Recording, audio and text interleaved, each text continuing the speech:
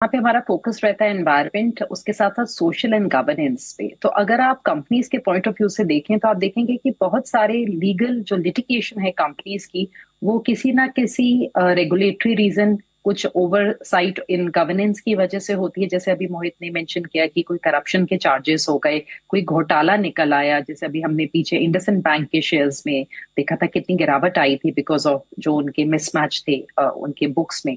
तो अगर आपका जो फंड है वो इन तीन एस्पेक्ट्स पे स्पेशल फोकस करता है और कोशिश करता है उन कंपनीज को चुनने की जिनका फोकस एनवायरनमेंट, बिकॉज बहुत सारे एनवायरमेंटल इश्यूज की वजह से भी लिटिगेशन होता है कि आपने पोल्यूशन कर दिया कहीं नदी में, आपकी फैक्ट्री से कहीं तेल चला गया है या वेस्ट चला गया है। तो अगर इन तीनों एस्पेक्ट्स पे फोकस है, जेंडर इक्वालिटी पे फोकस है, तो एक आपके लिटिगेशन के चांसेस कम हो जाते हैं। तो आपके प्रॉबेबली जो कंपनी के स्टॉक्स हैं उनमें उस टाइप के उतार चढ़ाव, जो नेगेटिव सरप्राइजेस हैं, कम होंगे। उसके साथ साथ आप ये भी जानते हैं कि एक अच्छे तीन मापदंड पे उन कंपनीज को चुना गया है जो एनवायरनमेंट के लिए भी अच्छा काम कर रही हैं, सोशली भी रिस्पॉन्सिबल है, जेंडर इक्वालिटी पे फोकस करती हैं, एक अच्छे एनवायरनमेंट पे फोकस करती हैं, वर्क एनवायरनमेंट पे, और उसके साथ साथ गवर्नेंस को बहुत महत्व देती हैं। तो आजकल सारी कंपनीज अपनी ईएसजी रिपोर्ट्स भी निकालती हैं और एक स्कोरिंग होती है जो मिलती है आपको अपने बेसिक जो आपके फिल्टर्स है उसके थ्रू। एंड फर्दर जो आपके फंड मैनेजर्स हैं ईएसजी स्कोरिंग के बेसिस पे उन कंपनीज को उठाते हैं और पोर्टफोलियोज बनाते हैं। तो रिटर्न्स के पॉइंट ऑफ व्यू से बोले तो स्वाति ऐसा भी हो सकता है कि कुछ अच्छी कंपनीज ईएसजी फिल्टर में मिस आउट हो जाए। सो मैं ये नहीं बोलूंगी कोई स्पेशल एडवांटेज है from the point of view of returns, वो आपके in line with market returns ही ब्रॉडली चलेंगे। But I think negative surprises का जो खतरा है वो थोड़ा सा कम हो सकता है। एब्सोल्युटली। और इसी स्पेस में जब हम क्लीन एनर्जी की बात करते हैं, ग्रीन एनर्जी भी काफ़ी ज़्यादा इम्पोर्टेंट है। ये थीम कितना इम्पोर्टेंट है, कितना अलग है ये, और कौन से एट प्रेजेंट ऐसे फंड्स हैं या कैटेगरीज जो इस पे ज़्यादा फोकस कर रही हैं? बिकॉज क्योंकि ग्रीन एनर्जी पे इतना ज़्यादा हो रहा है, क्या म्यूचुअल फंड्स भी इसमें बढ़ चढ़ कर पैसा लगा रहे हैं? जी स्वाति, तो देखिए, आई थिंक जो रिन्यूएबल एनर्जी का स्पेस है वहां पर मुझे लगता है कि इंडिया में अभी बहुत ज्यादा डीप मार्केट नहीं है, यानी बहुत सारी कंपनीज जिनका मार्केट कैप बहुत बड़ा हो, उस तरह की कंपनीज अभी भी लिस्टेड स्पेस में इंडिया में ज्यादा नहीं है। बट कुछ कंपनीज हैं जो ऑलरेडी वहां पर काफी अच्छा काम कर रही हैं, काफी बड़ा काम कर रही है। तो stand alone renewable energy space पर फिलहाल कोई मार्केट में फंड नहीं है। बट अगर आप देखेंगे कि जितने इंफ्रा फंड्स हैं या जितने एनर्जी थीम के रिलेटेड फंड्स हैं, या नेचुरल रिसोर्सेज रिलेटेड फंड है, इवन ईएसजी फंड जितने भी हैं मार्केट में, सब में कहीं ना कहीं आपको रिन्यूएबल एनर्जी से रिलेटेड, चाहे वो सोलार हो, हाइड्रो हो, विंड हो, इनफैक्ट इवन वाटर रिलेटेड जितनी कंपनीज हैं, वाटर ट्रीटमेंट रिलेटेड जितनी कंपनीज हैं, ये सारी इस तरह की जितनी भी कंपनीज है, इस तरह के जितने भी स्टॉक्स हैं, वो सारे कहीं ना कहीं इन सारे फंड्स का एक हिस्सा है, इन सारे फंड्स में एक एलोकेशन पाते हैं। बट जैसा मैंने कहा कि ये स्पेस इतना बड़ा नहीं है कि इसके ऊपर अलग से आपको स्पेसिफिक स्कीम्स मिल जाए या फिर इसका कोई इंडेक्स बना हुआ है ऑलरेडी, उसके बेसिस पर आप कोई फंड चला पाए। इंडिया में फिलहाल लिस्टेड स्पेस में बहुत बड़ी कंपनीज नहीं है वहां पर।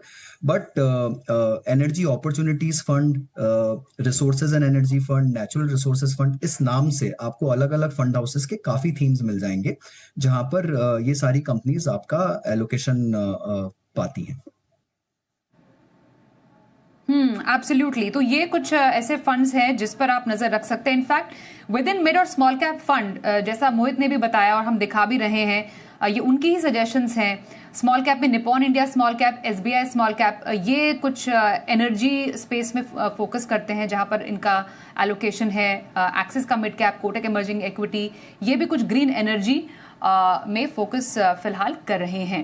पर इसमें एक इम्पॉर्टेंट जो एस्पेक्ट है प्रबलीन, वो आ जाता है ग्रीन बॉन्ड पर भी। ये भी सरकार ने जारी करने शुरू किए इस मकसद से ही कि एक किस तरीके से एक इको फ्रेंडली पोर्टफोलियो की तरफ निवेशकों का ध्यान आकर्षित किया जाए। ग्रीन बॉन्ड जरा बताइए, ये क्या दिलचस्पी है? जी, green bonds Swati normal bonds की तरह होते हैं, पर जो कोई भी कॉरपोरेट या गवर्नमेंट उनको इशू करती है, जो भी प्रोसीड्स वहां से जमा किए जाते हैं वो उन स्पेसिफिक प्रोजेक्ट्स पे ही यूज होते हैं जो एनवायरमेंटल या क्लाइमेट रिलेटेड प्रोजेक्ट्स है। यानी कि अगर आपने पैसा उठाया है ग्रीन बॉन्ड बोल के, तो आप उसको mostly renewable energy, energy efficiency, water management या क्लीन ट्रांसपोर्टेशन जैसे प्रोजेक्ट्स पे ही यूज करेंगे। इसकी जो पहल हुई थी वो, जैसे मैंने बोला, मोस्टली जो क्लाइमेट और एनवायरनमेंट की तरफ मेरे ख्याल से अवेयरनेस है, ये पिछले 15-20 साल में ज्यादा पड़ी है। सो जो पहला ग्रीन बॉन्ड था जो ग्लोबली, वो 2007 में इशू हुआ था। यूरोप के एक इन्वेस्टमेंट बैंक ने इसको इशू किया था, एंड उस टाइम पे इसको क्लाइमेट अवेयरनेस बॉन्ड बोला गया था। एंड उसी के एक साल बाद वर्ल्ड बैंक ने अपना पहला ग्रीन बॉन्ड इशू किया था 2008। जो फर्स्ट कॉर्पोरेट बॉन्ड है ग्लोबली वो 2013 में आया था। ओवर दीज इयर्स हमने देखा है इंडिया में L&T इंफ्रास्ट्रक्चर फाइनेंस जैसी company, Tata, clear tech capital, mind space ने, एंड अभी हाल ही में दिसंबर में NHAI ने ग्रीन बॉन्ड्स इशू किए। NHAI ने करीबन 1,000 करोड़ के ग्रीन बॉन्ड्स इशू किए थे, जो वो सोलर लाइटनिंग और लाइटिंग एंड रेन हार्वेस्टिंग के लिए, एंड जो हम वाइल्ड लाइफ के ये अंडरपास बनाते हैं जो हाईवेज पे जो ईवेज बनते हैं, उनके लिए ये पैसा इकट्ठा किया गया था। सो यहाँ पे जो इंटेंशन है वो बहुत अच्छी है कि अच्छे प्रोजेक्ट्स की तरफ आपका ये पैसा लगेगा जब रेज होगा। इसके साथ साथ यूनियन बजट 2022-23 में हमारी फाइनेंस मिनिस्टर ने बोला था कि जो भी गवर्नमेंट बोरोइंग करती हैं उसका एक हिस्सा सॉवरेन ग्रीन बॉन्ड्स के अंडर इशू होगा। एंड जो ये पैसा गवर्नमेंट इकट्ठा करती है, ये स्पेसिफिकली अगेन इन्हीं टाइप के प्रोजेक्ट्स के लिए यूज होता है जो एनवायरमेंट और क्लाइमेट सेंट्रिक है। हमने 23-24 में करीबन 20,000 करोड़ इनके अंडर रेज हुआ था स्वाति। 24-25 में करीबन 21-22 करोड़ के करीब रेज हुआ था, एंड 25-26 का एस्टिमेट्स है कि लगभग 25 से 26,000 करोड़ इनमें रेज होगा। सो लगातार बहुत बड़ा फिगर नहीं है, बट एक पहल है गवर्नमेंट की, और अब तक 2 ट्रांचेस आई सपोज सॉवरेन जो ग्रीन बॉन्ड्स इनकी इशू हुई हैं। इनमें कोई अलग से टैक्स एडवांटेज नहीं मिलता है इन्वेस्टर्स को, पर और इनफैक्ट इंटरेस्ट रेट्स भी हल्के से कम हो सकते हैं, थोड़े से बेसिस पॉइंट्स। बट यहाँ पे जो उनकी कमिटमेंट है, कुछ ऐसे बहुत इन्वेस्टर्स हैं स्पेशली न्यू एज यंगस्टर्स जो चाहते हैं कि वो एनवायरनमेंट की तरफ कंट्रीब्यूट करें, उनके लिए मेरे ख्याल से ये बहुत अच्छा एक तरीका है निवेश करने का। एंड ये ओवरऑल गवर्नमेंट्स की और कॉर्पोरेट्स की भी कमिटमेंट दिखाता है हमारी प्लानिट की तरफ और हमारी फ्यूचर जनरेशंस की तरफ। बिल्कुल, तो निवेशकों को अगर पर्यावरण के प्रति प्रेम दिखाना है तो ये कुछ ऑप्शंस हैं जो जिसमें आप निवेश के जरिए आप अपनी ये कमिटमेंट पूरी कर सकते हैं टुवर्ड्स इन्वेस्टमेंट। एक छोटी सी ब्रेक के लिए रुकते हैं। ब्रेक के बाद आपको बताएंगे क्लीन पोर्टफोलियो कैसे बनाएं। ग्रीन पोर्टफोलियो की तो हम बात कर ही रहे हैं, पर क्लीन पोर्टफोलियो भी बनाना जरूरी है। इस पर चर्चा थोड़ी देर में।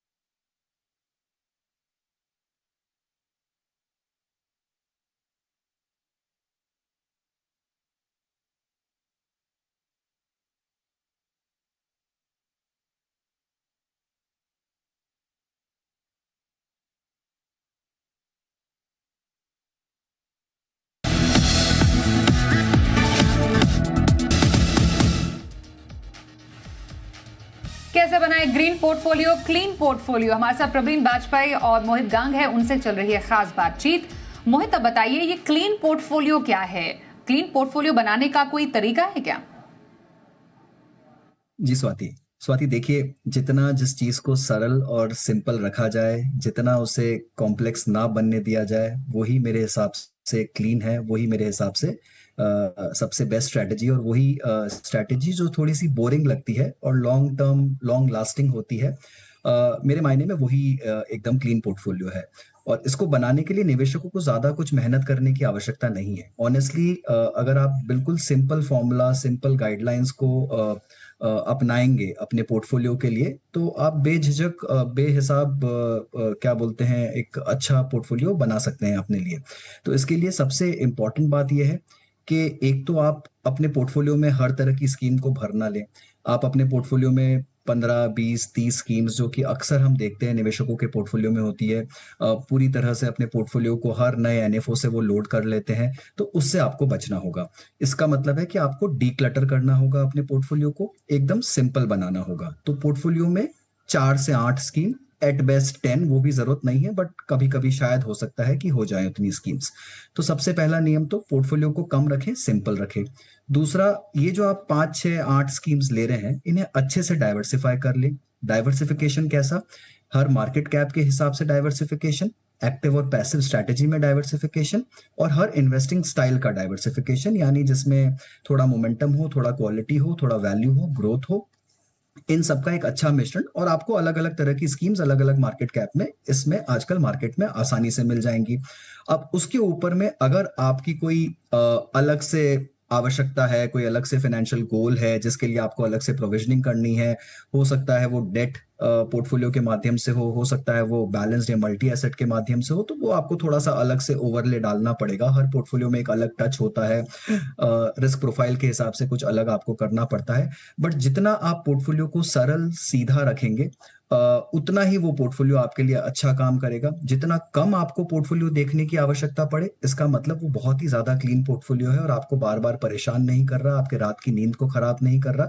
तो इसका मतलब ये सही मायने में आपका क्लीन पोर्टफोलियो है और ये आपको हमेशा के लिए ऐसा पोर्टफोलियो ही बनाना चाहिए। बिल्कुल। तो प्रबलीन, ये क्लीन पोर्टफोलियो जो है वो हो कैसा? मोहित ने बताया कि ज्यादा फंड की भीड़ ना बढ़ाएं पोर्टफोलियो में, लेकिन करने कौन से चाहिए फंड पोर्टफोलियो में इंक्लूड? स्वाति, वैसे तो कोई भी जो पोर्टफोलियो क्रिएट होता है सो किसी भी व्यक्ति के जो उनके खुद के स्पेसिफिक गोल्स होंगे उसके हिसाब से। पर अगर हम एक ब्रॉडर लेके चले कि कोई लॉन्ग टर्म का पोर्टफोलियो बनाना चाहते हैं विद उनका रिस्क एपिटाइट ठीक है और लॉन्ग टर्म में हमने इक्विटी का पोर्टफोलियो बनाना है, तो क्लेनलीनेस की हम बात करें तो हमने वहां पे ओवरलैप्स भी अवॉइड करने। क्लीन इन द सेंस कि आपके ओवरलैप्स भी ना हो। सो यानी कि हमारी एलोकेशन, जैसे अभी मोहित ने भी मेंशन किया, डिफरेंट कैटेगरीज में होनी चाहिए। तो शुरुआत अगर कोई निवेशक कर रहे हैं तो मुझे लगता है आप एक लार्ज कैप का फंड उठाइए, आप एक मिड कैप का फंड उठाइए और आप एक छोटा एलोकेशन स्मॉल कैप में ले सकते हैं। आप 3 फंड्स के साथ शुरुआत कर सकते हैं। अगर आपको लगता है आपका उतना ज्यादा रिस्क नहीं है तो आप स्मॉल कैप छोड़ के एक मल्टी कैप फंड उठा लीजिए। सो आप 3 इक्विटी स्कीम्स के साथ शुरुआत कर सकते हैं, इसमें थोड़ा सा आप गोल्ड ऐड कर सकते हैं। तो वो मेरे ख्याल से आपके पोर्टफोलियो को काफी वेल डाइवर्सिफाइड बना देगा। एंड उसके साथ साथ जो भी आपकी डेट की रिक्वायरमेंट है वहां के लिए आप एक डेट फंड उठा सकते हैं। पर विद इन इक्विटी, स्वाति, मेरे ख्याल से 3 स्कीम्स अलोंग विद गोल्ड, ये एक लॉन्ग टर्म पोर्टफोलियो की नींव बन सकता है। और एक क्लीन तरीके से, बिकॉज आपको बहुत क्लियरली डिफरेंट टाइप के मार्केट कैप्स का यहाँ पे एलोकेशन मिल जाएगा, उससे शुरुआत की जा सकती है। एंड इसके साथ साथ मैं एक और चीज ऐड करूंगी कि अगर किसी का एग्जिस्टिंग पोर्टफोलियो है स्वाति, तो वहां पे एक उसको क्लियर करने के लिए ना, जितने आपके छोटे छोटे निवेश हैं उनको पहले प्लीज आप टेक केयर करिए। चाहे आपकी एक बहुत छोटी LIC पॉलिसी हो, चाहे कोई पुराना पोस्ट ऑफिस पड़ा हो, चाहे कोई बहुत छोटे एलोकेशन में म्यूचुअल फंड। तो मेरे ख्याल से अपने जितने इन्वेस्टमेंट्स हैं उनको एक साइजेबल आप अमाउंट में रखिए एंड आपके माइंड में क्लियरली होना चाहिए कि दीज आर माई इन्वेस्टमेंट्स और नीटली वो कहाँ रखी हैं, ताकि आपको कभी भी उनको एवेल्युएट करने में और रिव्यू करने में आसानी हो और कोई चीज मिस आउट ना हो आपके पोर्टफोलियो की। ओके, तो एक क्लीन पोर्टफोलियो के लिए कौन से फंड्स, मोहित, आपको पसंद आ रहे हैं?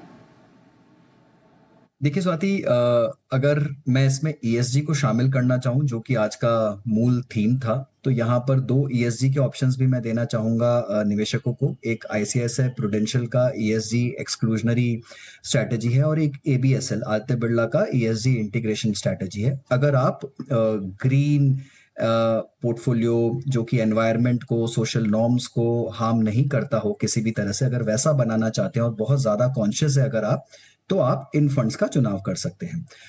हालांकि अगर मुझे वाइडर एम्बिट में देखना है कि क्लीन पोर्टफोलियो किस तरह से बनाया जाए, तो जैसा प्रबलीन ने कहा, मैं उनसे काफी हद तक अग्री करता हूं कि आप एक अच्छा फ्लेक्सी कैप फंड ले लीजिए, एक मिड कैप और एक स्मॉल कैप फंड ले लीजिए, and that should be good enough. तो मिड कैप में मेरी राय रहेगी Edelweiss mid cap fund, and small companies में Franklin smaller companies fund. Gold और commodity allocation has to be an integral part of the portfolio, but again जैसा मैंने कहा कि अगर आप ईएसजी थीम पर जाना चाहते हैं, then mining becomes a no go area, because ESG में anything which harms environment is something which is not considered good. तो वो सारे कंसिडरेशंस को आपको ध्यान रखना पड़ेगा अगर आप ईएसजी और क्लीन पोर्टफोलियो को मिक्स करना चाहते हैं। बट अदरवाइज अगर आप एक सिंपल पोर्टफोलियो बनाना चाहते हैं, तो यस, एक फ्लेक्सी कैप, मिड कैप और एक स्मॉल कैप। ओके और जाते जाते प्रवीण, वेरी क्विकली हम आपके जो फंड्स हैं ग्रीन पोर्टफोलियो के वो फ्लैश कर देते हैं। इसमें से कोई 3 जो आपको बहुत ज्यादा पसंद हो। वैसे आपने लिस्ट अच्छी खासी दी है, उसमें कोई 3? आप लार्ज कैप के लिए एक इंडेक्स फंड ले लीजिए Swati, normal Nifty 50 equal weight mid cap, again I go with an index fund. Small cap में आप Invesco small cap, SBI small cap ले सकते हैं। And if you have to choose a multi cap, then probably Kotak और HDFC. And अगर flexi cap कोई लेना चाहते हैं तो again any reputable like PPFS कर सकते हैं, एचडीएफसी कर सकते हैं। So any decent flexi cap. But again ये बहुत स्पेसिफिक होता है टू द इन्वेस्टर, सो अपनी ड्यू डिलिजेंस करके ही बनाए। बिल्कुल, तो कैसे बनाए ग्रीन एंड क्लीन पोर्टफोलियोज पर हमने चर्चा की। थैंक यू सो मच मोहित और प्रवीण, आप दोनों का हमारे साथ इस खास शो में शामिल होने के लिए। एक छोटे से ब्रेक के लिए रुकते हैं, खबरें जारी रहेंगी, देखते रहिए जी बिजनेस।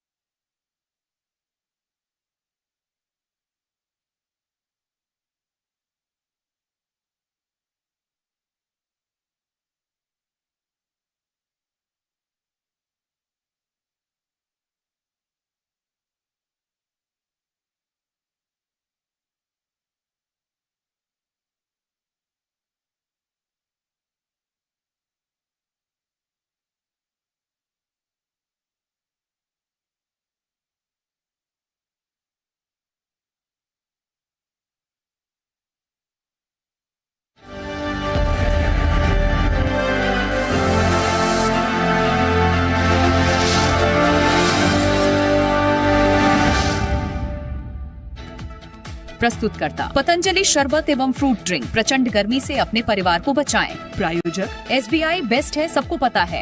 पतंजलि दंत कांति टूथपेस्ट, कंप्लीट ओरल हेल्थ का सच। धोखे से बचें और पेमेंट हमेशा अग्रवाल पैकर्स एंड मूवर्स के साथ लिमिटेड लगाकर ही करें। कॉल 9300 300 300। पतंजलि हनी, प्योरिटी के 100 से अधिक पैरामीटर्स पर 100% खरा। और कामधेनु पेंट्स, दिल के रंग दीवारों पे।